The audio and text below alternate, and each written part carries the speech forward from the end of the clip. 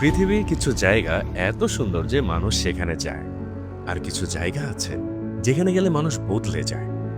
টাঙ্গুয়ার হাওর দ্বিতীয় ধরনের। এখানে আসার পর আপনি বুঝবেন নীরবতারও একটা শব্দ আছে, পানিরও একটা ভাষা আছে, আর প্রকৃতি কখনো কখনো মানুষের চেয়ে অনেক বেশি জীবন্ত। আজ আমরা কোনো ভ্রমণে যাচ্ছি না, আজ আমরা প্রবেশ করতে যাচ্ছি এক সম্পূর্ণ ভিন্ন জগতে।